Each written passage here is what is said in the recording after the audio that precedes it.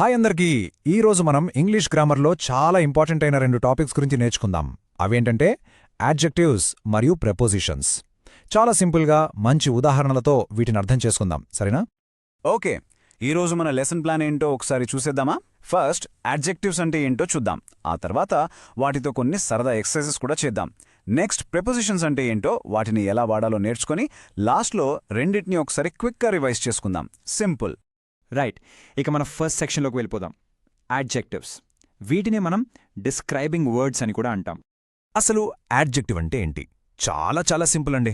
ఒక నౌన్ లేదా ప్రనౌన్ని వర్ణించే ఏ పదానైనా మనం యాడ్జెక్టివ్ అంటాం. అంటే ఒక మనిషి, ఒక వస్తువు లేదా ఒక ప్లేస్ అది ఎలా ఉంది లేదా ఏ రకమైనది అని చెప్పే మాటలన్నమాట. ఇవి మన సెంటెన్సెస్కి ఇంకాస్త క్లారిటీ, ఇంకాస్త అందం తీసుకొస్తాయి. ఓకే, ఇప్పుడు కొన్ని ఉదాహరణలు చూస్తే మనకు ఇంకా క్లియర్గా అర్థమవుతుంది. First sentence, my father was a rich merchant. రెండోది, he left behind a big wealth. మూడోది, I was very tired and hungry. చూసారా, ఈ వాక్యాలలో రిచ్ అనే పదం మర్చెంట్ ఎలాంటివాడో చెబుతుంది, బిగ్ అనే పదం వెల్త్ ఎంతుందో చెబుతుంది. ఇక టైర్డ్ మరియు హంగ్రీ అనేవి ఐ అనే ప్రోనౌన్ యొక్క కండిషన్ అంటే పరిస్థితిని వివరిస్తున్నాయి. సో ఇవన్నీ ఏంటివి? Correct adjectives. సరే, ఇప్పుడు యాడ్జెక్టివ్స్ అంటే ఏంటో మనకొక మంచి ఐడియా వచ్చింది కదా. మరి మనం నేర్చుకున్నది ప్రాక్టీస్ చేయడానికి రెడీగా ఉండండి. ఇప్పుడు నేను మీకు ఒక పారాగ్రాఫ్ చూపిస్తాను. అందులో ఉన్న యాడ్జెక్టివ్స్ని మీరే కనుక్కోవాలి. రెడీనా? Sridhar is a rich man.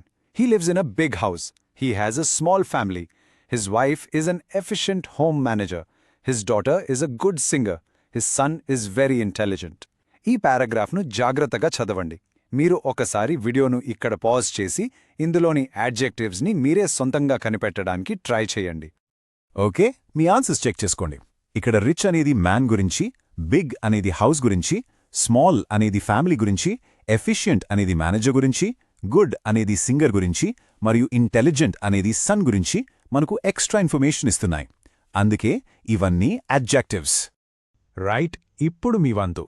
ఇక్కడ కొన్ని బ్లాంక్స్ ఉన్నాయి కదా, వాటిని కరెక్ట్ అడ్జెక్టివ్తో ఫిల్ చేయాలి. మీకు బ్రాకెట్స్లో 2 ఆప్షన్స్ ఇచ్చాను.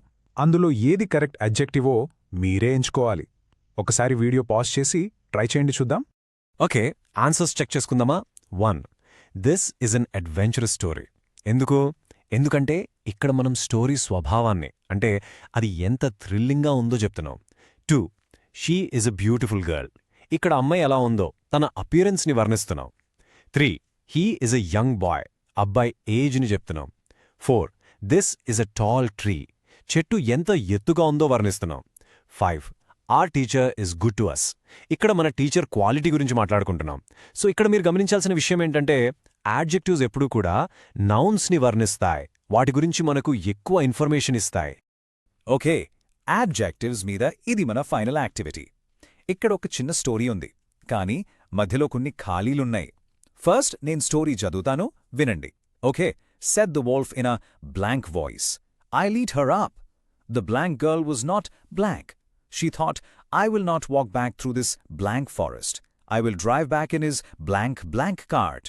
ఇప్పుడు పైన బాక్స్లో కొన్ని యాడ్జెక్టివ్స్ ఇచ్చాను కదా, వాటిని ఉపయోగించి ఈ కథకు సరిగ్గా సూట్ అయ్యేలా ఆ ఖాళీలను నింపాలి. కథ యొక్క మీనింగ్ని బట్టి కరెక్ట్ పదాన్ని ఎంచుకోండి. ట్రై చేయండి. సరే, ఆన్సర్స్ చూసేద్దామా? అ ఫ్రెండ్లీ వాయిస్ అంటే తోడేలు చాలా ఫ్రెండ్లీగా మాట్లాడినట్టు. ద లిటిల్ గర్ల్, అమ్మాయి చిన్నపిల్ల, వాజ్ నాట్ స్టూపిడ్, తను తెలివి తక్కువది కాదు. దిస్ డార్క్ ఫారెస్ట్, అడవి చాలా చీకటిగా భయంగా ఉంది. హిజ్ న్యూ రెడ్ కార్ట్, బండి కొత్తగా ఎర్ర రంగులో ఉంది. చూశారు కదా, యాడ్జెక్టివ్స్ కథకు ఎలా ఒక ఫీల్ని, ఒక ఎమోషన్ని యాడ్ చేశాయో. అద్భుతం! యాడ్జెక్టివ్స్ గురించి చాలా బాగా నేర్చుకున్నారు. ఇప్పుడు మన నెక్స్ట్ టాపిక్ ప్రెపోజిషన్స్. ఇది కూడా చాలా ఇంట్రెస్టింగ్గా ఉంటుంది. అసలు ప్రెపోజిషన్ అంటే ఏంటి?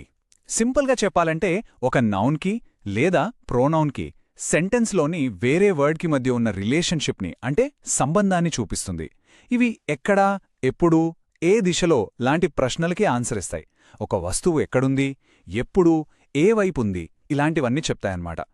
మనం చాలా ఎక్కువగా వాడే కొన్ని ప్రిపోజిషన్స్ ఇవి: in, on, to, with, near, far, by, into, ఇలా చాలా ఉంటాయి. ఇవన్నీ వాక్యంలోని వేరువేరు పదాలను, ఐడియాలను కలుపుతాయి. ఓకే, ఇప్పుడు ప్రపోజిషన్స్ని ప్రాక్టికల్గా ఎలా ఉపయోగించాలో కొన్ని ఎక్సర్సైజెస్ ద్వారా చూద్దాం. రెడీనా? ఇక్కడ సంజీవ్ గురించి ఒక ప్యాసేజ్ ఉంది. అందులో కొన్ని బ్లాంక్స్ ఉన్నాయి. పైన ఇచ్చిన ఆప్షన్స్ నుండి కరెక్ట్ ప్రెపోజిషన్ని సెలెక్ట్ చేసి ఈ ఖాళీలను ఫిల్ చేయండి. మీరు ఒకసారి వీడియోని ఆపి ప్రతి సెంటెన్స్ మీనింగ్ని బట్టి ఆన్సర్స్ రాయడానికి ట్రై చేయండి. రైట్, ఆన్సర్స్ చూసేద్దామా? Plenty of fish. ఎంత అని చెప్పడానికి ఆఫ్ వాడతాం. Said to himself. ఎవరితో మాట్లాడుకున్నాడు? తనతో తానే. So to. Anything for lunch. దేనికోసం? లంచ్ కోసం. ఆ పర్పస్ని ఫార్ చెప్తుంది. Got up. ఇదొక యాక్షన్, పైకి లేవడం. Walked towards the stream. Towards అంటే ఆ దిశగా వెళ్ళాడని డైరెక్షన్ చూపిస్తుంది. With his net. దేనితో వెళ్ళాడు? వలతో. విత్ ఒక టూల్ని సూచిస్తుంది. Into the water. ఇంటూ అనేది ఒక మూవ్మెంట్ని చూపిస్తుంది, అంటే నీటి లోపలికి వేశాడని. By noon. మధ్యాహ్నం కల్లా. ఒక టైం లిమిట్ చెప్పడానికి బై వాడతాం. Into a bag. మళ్ళీ మూవ్మెంట్, బ్యాగ్ లోపలికి. Near vegetable market. నియర్ అంటే దగ్గర్లో అని లొకేషన్ చెప్తుంది. చూసారా, ప్రతి ప్రిపోజిషన్ ఆ సెంటెన్స్కి ఒక కరెక్ట్ మీనింగ్ ఇస్తుంది. ఓకే, మనం లెసన్ చివరికి వచ్చేసాం. ఇప్పటివరకు మనం నేర్చుకున్న యాడ్జెక్టివ్స్ మరియు ప్రెపోజిషన్స్ని ఒకసారి క్విక్గా రివైజ్ చేసుకుందాం. సో ఈ రెండిటి మధ్య మెయిన్ డిఫరెన్స్ ఏంటో ఒక్కసారి గుర్తు చేసుకుందాం. చాలా సింపుల్.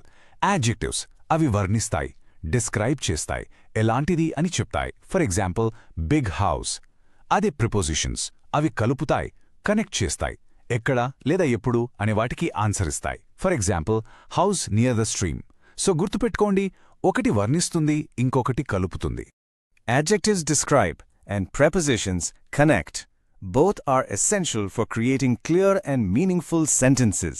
అవును, ఈ రెండు మన వాక్యాలను స్పష్టంగా, అర్థవంతంగా చేయడానికి చాలా అవసరం. మీరు ఈ రెండిటిని ఎంత బాగా ప్రాక్టీస్ చేస్తే మీ ఇంగ్లీష్ అంత ఇంప్రూవ్ అవుతుంది. సరే, ఈరోజు మనం నేర్చుకున్న ఈ యాడ్జెక్టివ్స్, ప్రపోజిషన్స్ని మీ రోజువారీ వాక్యాలలో ఎలా వాడి వాటిని ఇంకా బెటర్గా చేస్తారు ఒక్కసారి ఆలోచించండి. ఇవాల్టి నుంచే మాట్లాడేటప్పుడు, రాసేటప్పుడు వీటిని వాడటానికి ప్రయత్నించండి. గుర్తుంచుకోండి, ప్రాక్టీస్ చేస్తేనే ఏదైనా పర్ఫెక్ట్ అవుతుంది. All the best. మళ్ళీ ఇంకో టాపిక్